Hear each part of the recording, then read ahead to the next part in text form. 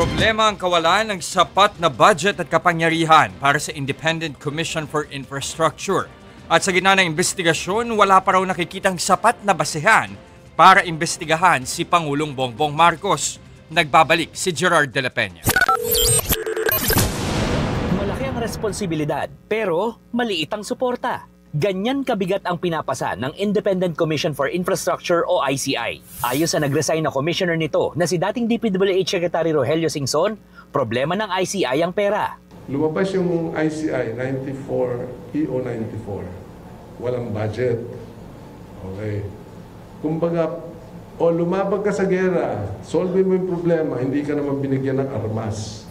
Wala na ngang budget, wala pa raw sapat na kapangyarihan ng ICI. Pero sila ang bagsakan ng sisi. Mag-imbita ka kung ayaw pumunta, wala ka nang magagawa. You don't even have subpoena powers.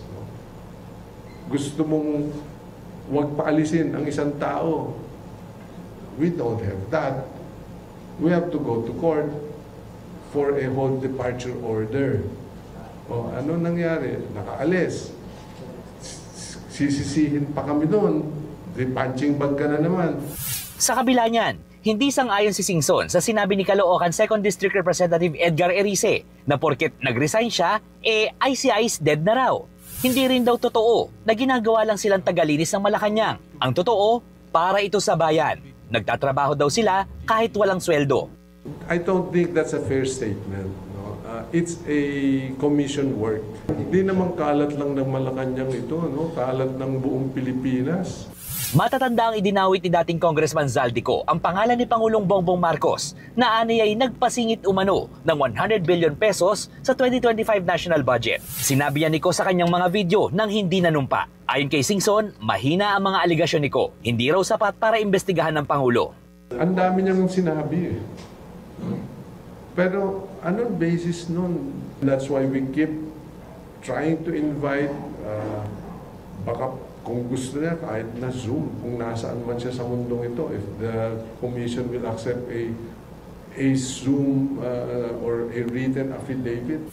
Sa panayam ni Frontline Pilipinas anchor Cheryl Cosim sa programang One Balita Pilipinas, umapela si Singson sa Kongreso na magpasa ng batas na nagbibigay ng dagdag na kapangyarihan sa ICI. I believe that ICI is an independent commission. It's still there. It needs more power, more teeth.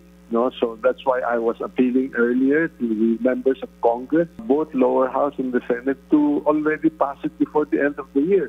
Pero mukhang malabo raw yan, ayon sa ilang kongresista. If by Tuesday next week, it's not yet with the plenary, almost zero ang chances niyan, unless nga is-certify as urgent. So inaasahan namin na gagalaw ito dahil pinangako naman ni Speaker Bolgidi na we will finish the